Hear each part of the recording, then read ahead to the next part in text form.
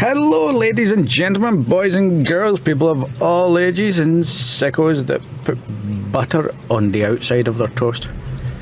I want to talk to you today about a little bit of manufacturing, but first I'm just going to bring up a grievance because, you know, I'm just always going to be honest with stuff that annoys me about Eve, especially because I've played for so long. I've been playing since 2005. I played back in 2003 for a short amount of time. And I absolutely love this game. So when they do stuff that is anti-gamer, because that's the only way you can put sort of blatant consumerism, when they do stuff that's anti-gamer, it really annoys me. So before we get into this little manufacturing thing to answer somebody's comment, I just want to bring up the whole Skinner thing. Now, I like the Skinner. I think that this is actually a good tool. Maybe it's a little bit more expensive than some people would like, but it's bringing money into the game that continues the game, and I don't have an issue with that necessarily. It could be a bit cheaper, and I'd probably use it a bit more if it was cheaper. However, this annoys me. So you make your design, you pay your plex, which is essentially a real world value of stuff, and then you have to wait, or you can pay. Now, I don't have a problem with the waiting if it was like a skill-based thing for making this, which is what is behind this. You have these extra skills that come with the Skinner that speed up things and make it more efficient and stuff like this. But being able to pay to get past it, that just means that it's a money grab, and that royally pisses me off. And the main reason it pisses me off isn't just that it's anti-gamer, anti-consumer, that it's a money grab. It's how it looks. Because you've got a company out there that's making a game that is deliberately making you pay to get around the game, to get around mechanics in the game. And that never ends well for any game. And when we have a game like Eve that is shrinking in size, this is what turns new players off of it. When you see little things like this, what I've spoken about before, where it says you get these special deals as you join Eve, but then if the special deal expires, you get the exact same deal, which just looks like it's predatory. That's not good. That needs to go entirely, because that is what turns people off.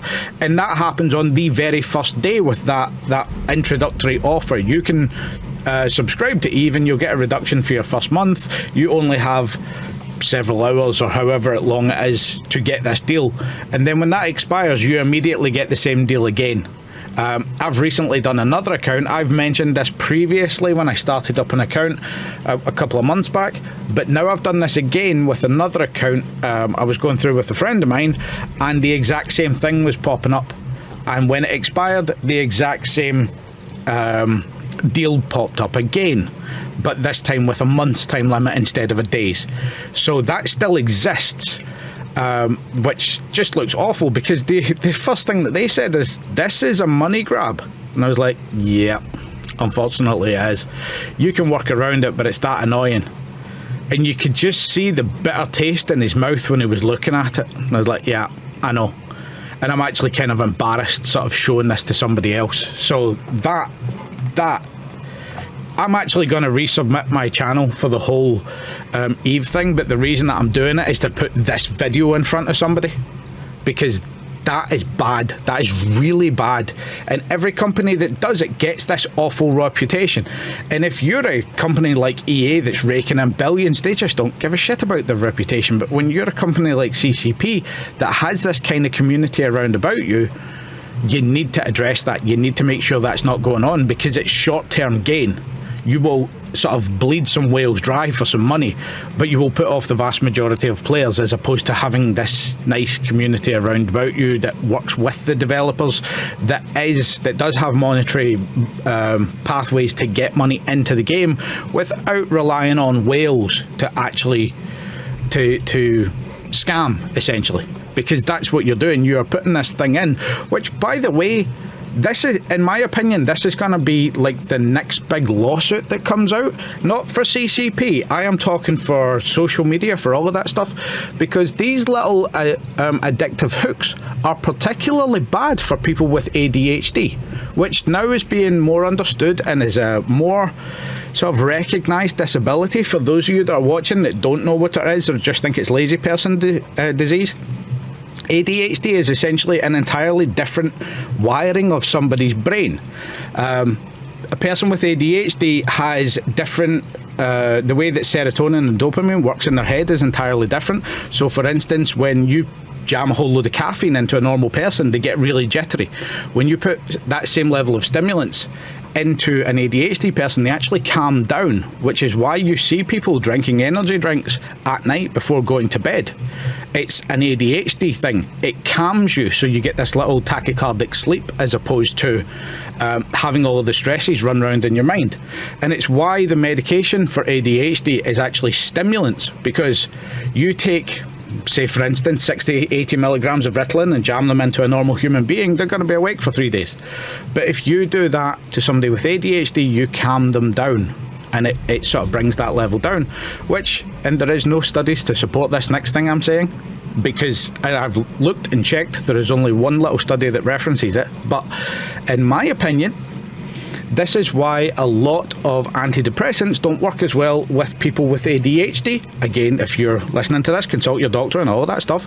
But most antidepressants are SSRIs, so serotonin inhibitors. But people with ADHD have a low level of serotonin already. So if you've taken a stabilizer or inhibitor for your serotonin, it's going to drop it. And there is one particular study that actually mentioned that participants in the study with ADHD had a higher risk of suicide than others. And no other studies have been done on this fact in a decade. But if you look at it just sort of logically, if you've got low serotonin, you take a drug that lowers it further, and the low serotonin is being associated with the depression and the anxiety, that kind of makes sense. If you drop it further, it's not going to be good. I have some personal experience with this, and it was genuinely shocking that there is no information on it because nobody has studied it. But these sort of things, this little serotonin and dopamine hits that you get from social media, or you get from this sort of little predatory, oh, you could do this faster if you give us some money, that plays into that particular disability a little bit more. So it's actually discriminatory. So I reckon that there will be a big, at some point, class action or something like that against social media or places like this that try and put these hooks in. But it will bleed down into gaming as well, especially with loot box mechanics and stuff like that. So that's my 2 cents on that. I'm just going to jam that in at the beginning because I was having a look at this and I thought, oh, that little skin that I was making, I will just put that on the ship for the video. Just because I like these. I think this is a good idea. Just, I don't like that. And when I looked at it, I was like, oh, it's still got time to go. Or I could complete it for how much millions? 300 and something. If I have a look at Plex prices. By the way, just to buy on that little sort of thing about predatoriness, I just noticed this. If you go in and click this Plex item, you can no longer right click to bring this up. This is a feature that was in the game, so that you could click here and then you could see the Plex and then you could hit view on market details and get this up. So that easy method of going through has actually been taken out of the game. Sort of to push you more towards, I'm assuming the whole, it opens up an external window to buy your Plex as opposed to buying it off the market. Little things like that where you've taken out a convenience, that's annoying. But to just mention there, the cheapest one that I could find, 30 Plex, would be 160 million. Just to speed that up. So the price of a battleship to sort of cut out 18 hours. That's just not good. That's just not good. But back to the video in focus. So what I was actually going to mention, because somebody had asked about it, was manufacturing, and they had said about the manufacturing cost being so high. Now, let's just very quickly go through this to show where the profit is in T2, because the profit is particularly low in manufacturing T2 because there are big entities that do manufacture this. I'm talking corporations, alliances, etc. And they have all of this stuff at their fingertips. So if you're going to be manufacturing, say for instance, one of the new ships, a Deluge, then first things first, you are going to need to create the actual ship. So the first thing up is you're going to need a hauler blueprint. You can buy them off the market, or you can buy them off contract, sorry. Or you can just buy, as I've done. I have the main ones here. So you don't need to research them for invention. This is key. If you're inventing with them, they don't need to be researched. I'm researching them because I'm also building them. And it's just, I've just seen that one there is needing a bit more research. So we just slap that in there. So if you're going to be building them, research the materials first, because that will give you some stuff to build. Then you can make some copies of it, then research your time efficiency so it builds faster, because building faster will reduce your job thing. Once you've got some copies of that, then you're going to put them into a place where you can invent. You've got a few things here that you can get essentially from either faction warfare or research agents. If you have a look for the research agents, I've got a few of them here for various different things. But you're going to need these data cores. So you've got the Upwell, Starship Engineering and Molecular Engineering for this one. Then you've got a process decryptor. Now the process decryptor gives you various, I'm going to have to move this so you can see it. It gives you various different things here, depending on the decryptor. So you've got like an accelerant decryptor here, which gives you a time efficiency bonus, a probability modifier of plus 20%. So these are RNGs ways of doing it. They are random number generated if they succeed or if they fail. You've got a few of these where you will get probability multipliers that are higher, and all of these decryptors essentially have different things associated to them. Some of them, I can't remember which one it is. There you go. So you've got a probability multiplier of plus 90%, but only a max run modifier of plus 2, material efficiency plus 1, and time efficiency goes down. But then there are some like this, which is minus 40, but your max run modifier will go higher and your material efficiency will go lower. So this is just sort of how you're gambling. These things, usually you can get them from exploration as well, but you can also just, as everything, you can buy them off the market. So you invent your blueprint, and from the Squall you'll be able to invent for either Deluge or Torrent, so that's the blockade runner or the deep space transport. Then if we go back the way to the deep space transport that I've got, which is the blockade runner I've got, which is the Deluge, you can see here that I don't have any bonus to material efficiency, and that's where you start losing out, because if you don't have a bonus to material efficiency, then you're going to use more materials than somebody that does. So that's where your profit is. However, that's not only where your profit is, because when it comes to T2, your main profit is contained within the components, and the cheaper you can manufacture the components, the better. So for instance, for this particular Deluge, if you look at Jita right now, you've got one selling at 210 million. Or 203 on buy orders. So the buy orders is where I would say that you aim for your price. You want your production price to have a profit margin if it's going against the buy order, but you're still going to sell it for your sell order and take that bit of time, because that's a bit more profit margin, but you do not want your cost to be higher than the buy order. So with that being said, if we just hit buy all here for all of the materials, even if I'm producing the Squalls myself, I want to see the rough price that they are going for. And that was not accurate. Let me just redo that. So we have 225 million. So if you look, 203 million, if you include the 9.6 million cost to make it, and this is again in a facility that's built for making this stuff, so that's essentially 235 million. So that means that to make a profit we need to cut 35 million off of the manufacturing cost. So how do you do that? Well, first off, for Squalls, we will produce them cheaper, and you can also do this if you want to by placing buy orders for the components and having the components at slightly lower. As you can see there, that would sort of save you 3 million if you were buying your Squall off of the market. However, if you're producing it, you're going to be able to make it even cheaper. For instance, if we just have a look, cancel that out. If we have a look at the buy all price for the Squall, it's 18 million. So that's about 6.5-7 million saved if you're building it yourself, which obviously I do. Then you've got little things like the life support backup units and the auto integrity preservation seals. I produce these myself.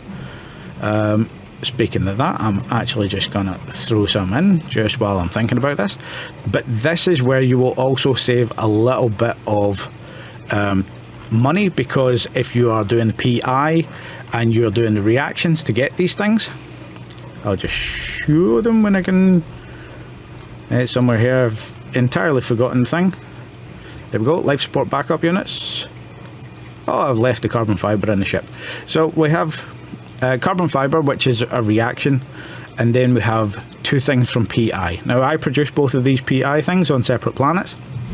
I don't do them particularly fast or efficiently. I will actually, just for sake of this, bring it up and show what's going on. So for my... I'll just do it this way because it's a little bit easier. Yeah, I'll show that. I'll show it where it is. So, as you can see here in Cabby, I've got some stuff that's being built, and all we're doing is, if we view the actual planet, this is how bad my stuff is. It's not particularly pretty or any of that way, and you can see I'm not keeping it up to date. But all we have here is I'm just extracting two resources. So that would be, I am extracting microorganisms and plant colonies. Those are going into silos, those are going into manufacturing things. The manufacturing things change them from planet colonies into biomass, and from bacteria, microorganisms into bacteria. They then go to a secondary storage. That storage then goes to these two facilities, which are producing the same thing. They're both producing viral agents, and they are just taking in the stuff from this storage, producing viral agents, and throwing it into a launcher. And then I hop along every once in a while and pick up stuff. This is probably about 2 weeks worth, so 34 million or so in 2 weeks. But it is how many units? So 2,265. I'll just submit that and clear it off. Put that back to where it is. So that is how I sort of manufacture these two components. And then when it comes to the carbon fibre, if I just switch to Res Barocco, you can see reinforced carbon fibre requires 3 reactions to create. So you have, what do we have here? We have a carbon fibre reaction, which would be this one that's going on at the moment. And it's just reaction formulas. These can't be researched or stuff like this. You just need the raw materials for them. Just to give an example, you will have some gases that come from moon mining and a fuel block. And that's the same for each of them. So if I just go into the carbon fibre, if you see here the oxy-organic compounds, which I've just made some this morning, hydrocarbons, atmospheric gases, and oxygen fuel blocks. And this, you just sort of, for me, I buy these off the market and I produce the fuel blocks myself. And then you can see there that 38 million to 41 million, you're saving a bit of money in that. You're saving a couple of million as you manufacture. And then these sort of reactions all feed into this. So you're saving some money at every step of the game, essentially. Every step of what you are doing.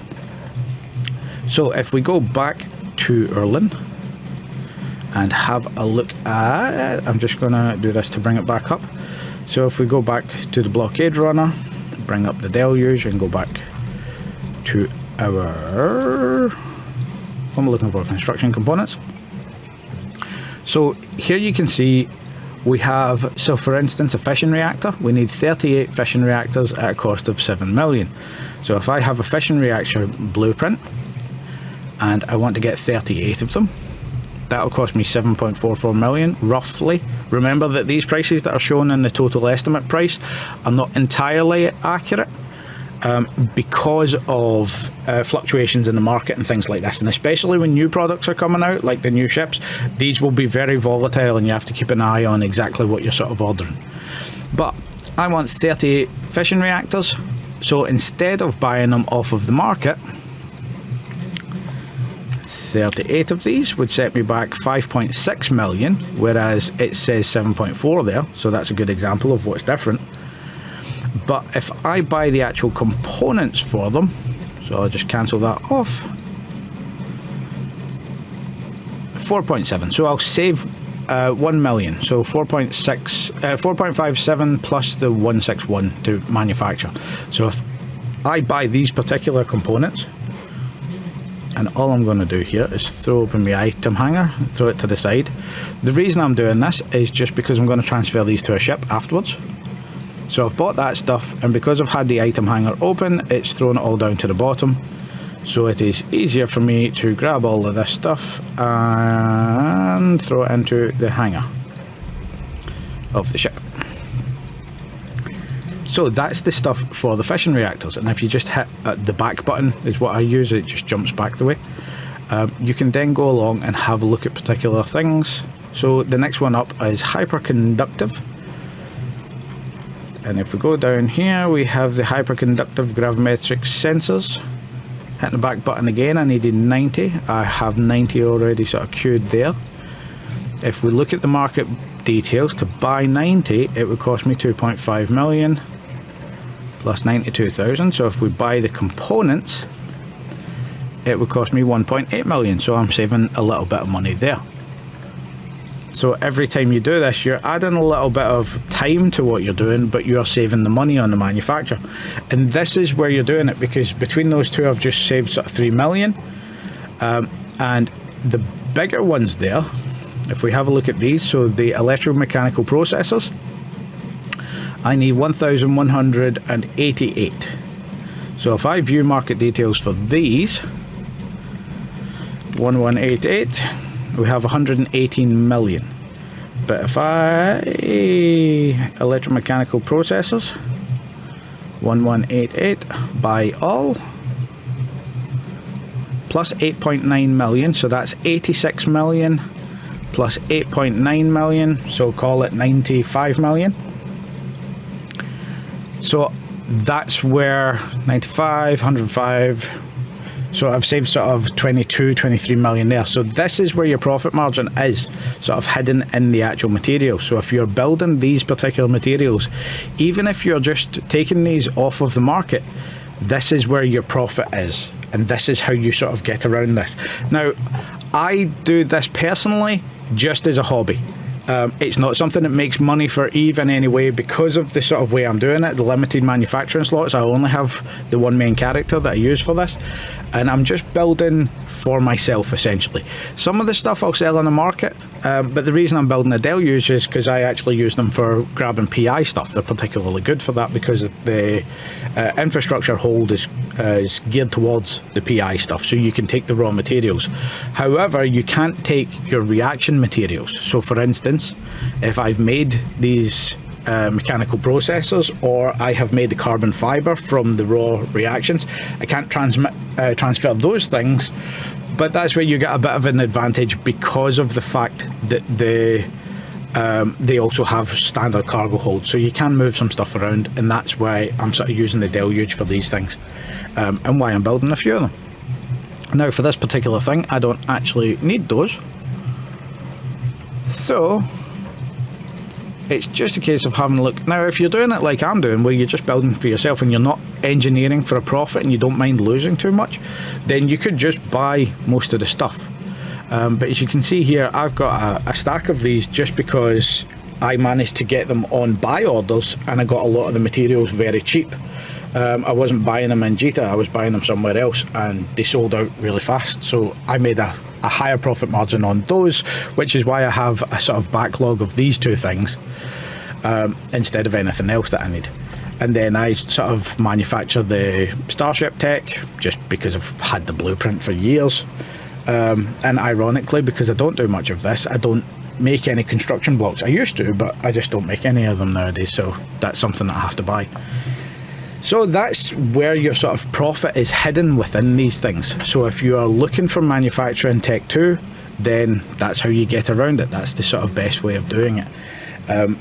I would not it's a little more of an outlay when you're researching, if you're going to research yourself, because some of the blueprints can fail, but it's basically better in general against the buying them off of the market. But if you just want to do something quickly, if you're buying them off of contracts for the Tech 2 blueprints, you can sort of see here, if I find these in contracts, there's a whole load of them stacked up, and people are selling them fairly cheaply now, so it is possible to get them.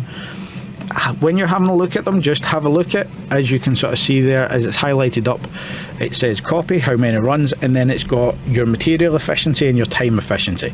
Time doesn't matter really for something this short. Tech 2 manufacture takes about double the time of Tech 1, just if you know that.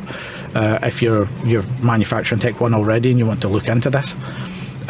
But you want to sort of aim for the higher things, because you'll notice, like there, if you're going to spend 8 million on a blueprint for +3 efficiency, you might as well have a look at the extra million for the +5 efficiency.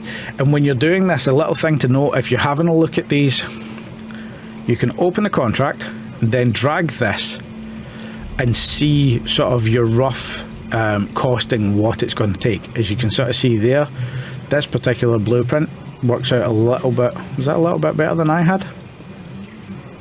Possibly? No, a little bit worse. So there's differences and things like this. However, there is a little bit of a bug when you're viewing things off of the contracts. If you open another contract and drag it there, it won't show up. So what you want to do is to just put something else into that spot and then drag your new one, and then double check what it's saying, because as you can see there, it's actually not loaded this particular blueprint. Something weird has happened, so you're not seeing the exact same. So just be aware of that when you're checking stuff in the contracts. If I open an industry directly from there after closing the window, then you can sort of see what's going on. So this one's actually more efficient than the ones I've got. So it's worth a little bit of money if you're doing that, to go for the higher end ones, depending on what the price difference is around about here, if you're buying the blueprints. But that's sort of the general manufacturing, and obviously my rant on commercialism. And somebody had asked about that and why they weren't making profit, why they couldn't figure out how to make profit. This basically gets exponential when you are talking about bigger things. So for instance, if you are looking at, where's freighters? If you're looking at some of the freighter blueprints, then you'll see that there is absolutely no profit in taking a blueprint and buying it. There is almost never any profit, I should say. So if I just hit buy all for all of these components, you'll see that my cost is 2.4 billion, but the lowest sell price is 2.77, and that's because the price is sort of hidden in amongst these things. And as you can see, they still use the trigger units, which have come down in price. So if you're holding on to those will be a little bit of extra. Because that's assuming 115 million for those 15. Let's check that. And it's 130 million. So little bits of saved price in amongst these. But manufacturing the capital components is where you're making some of the profit. But bear in mind that these capital components require reactions and all sorts of stuff to do. So it gets more complicated, and that's why it's more of an nullsec thing. Also because capital manufacturing is usually down in nullsec, so this is where this is. You can't manufacture, I'm not sure about freighters, but you can't manufacture anything aside from freighters when it comes to capital ships outside of low-sec. It has to be low-sec or null-sec or wormhole space. It can't be done in high-sec. So that's where some of this stuff is. But as you can see with, say, even these planetary reaction things are particularly complicated ones at the higher end of stuff. So they've had a fair few things go into them. But that's where your hidden profit is if you're looking at the manufacturing, and I thought I'd just sort of show that out there because somebody asked about it. And I'm not great at sort of laying things out in a good order. I can lay out all of the information, but I can't really put it in a good order, so it's better for me to speak it out than write out. So I figured this would be a nice little thing. Sorry if you can hear this buzz in the background, because my 3D printer's going. I need some stuff for work. So it's basically been going constantly, and to put this out there, I just sort of reset my printer and put it on more quiet to do this video while I was making the next thing, but it's basically been burning for a week and a half with a whole load of components that I need for different stuff. So thanks for watching, thanks for all of your time. I just realised that I have mentioned about my farming and about the forestry and all that, and some people that know 3D printing will be going, what the hell is he making for that? It's holders for different things. I need some stuff to stay sturdy in vehicles and in toolboxes and stuff like this, so that it doesn't get damaged. We had an incident where a lithium battery exploded, and if anybody has seen any of the 54 volt lithium batteries, it's because it got damaged. It wasn't a fault with the battery, but it became time to make sure that stuff was safely organised, because it gets thrown around when you're going off-road. So that's what that's doing, just in case you're curious. So thanks for watching, much appreciated to my lovely patron. I'm not sure about mentioning names and stuff like that, but that was something that made me very happy. And then just in general, like, comment, all of those jazz. Please don't dislike, but if you don't like the video, please leave a comment saying why you don't like the video. It's usually that people don't like the tone of my voice or the fact that I ramble, so that can't really be changed. But constructive criticism is always nice. Just veer away from nasty criticism, because we should all be kinder on the internet. And thanks for watching. Stay safe if you are travelling through Jita. Remember, gankers exist. I saw one the other day. There is Udema Scout on Twitch has active sort of stuff. I don't know the person, I just happened to see this, but this is open an awful lot at main times, where your man's basically sat a scout and a whole load of systems and is showing all of the bad guys in the system. So I thought that was a particularly useful thing. So if you see Udema Scout, that's something to check out if you are moving larger things in general. And if you're wondering about the big freighter, because I've said that I don't move a lot of stuff, basically the reason I've got this is because if you have a look at the actual cargo hold in this particular thing, you'll see that we have essentially a 200,000 cargo hold. It goes down to 150,000 if I really tank this thing out. But for the EHP, I unmodified, I'm rocking out 400,000 in my sort of loosey-goosey state. It goes a little bit higher if I put the reinforced bulkheads on, and then there are implants on top of that. So I can carry a fair bit more expense than I would in a normal freighter, and that's why I quite like this, even though I've got a smaller cargo capacity. It's essentially a more heavily tanked freighter, and I'm quite liking it. And I have to admit, I like the designs of the new ships. The people in CCP that have been doing all of the ship design and stuff like this, I absolutely love them.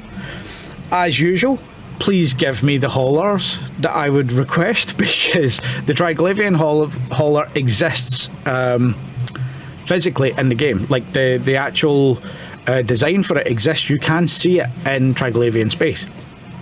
And I've forgotten the name of it already because my brain is so puzzled from tiredness.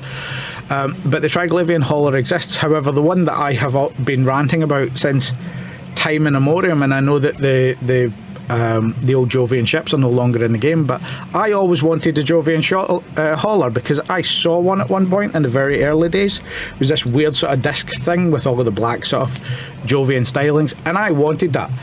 And now that the Jove are not exactly there, considered dead, etc., I think some of their old ship designs would be very nice to put in as sort of damaged ships or reconstructed ships. Not top tier or anything like that, but I still think they would be awesome, even if you're not overpowering them. I just like the looks. And I think in general, that sort of shiny collectible of I want to have all of the shiny ships is something that is massively underestimated in the game. It's a reason for people to play it, because collectibles in any game is something that a lot of people use, a lot of people play with. So a perfect example here is I'm trained for blockade runners. I'm trained for every race, and part of it is that I like shiny differences. So you can sort of see here we've got Caldari deep space transport, we have Armor deep space transport, and then in other places I've got other things. I am sat here with our lovely It's not Upwell, it's the Ore freighter, the bulkhead. Bowhead, that's the one. I can't read. People underestimate how much shinies are nice for us. So I think that needs paid more attention to in general. More ships is always a good thing. They don't always have to have their own niche, their own speciality or stuff like this. They could just be similar. But even if it comes down, it doesn't always have to be Tech 2. As you can see here, I've got some funny little ships that are Tech 1. That are nice and simple. We have got all sorts of little shinies, and this is just what is hanging about in Jeta. So, thanks for watching. Thanks for all of your time. And I shall see you later. Bye!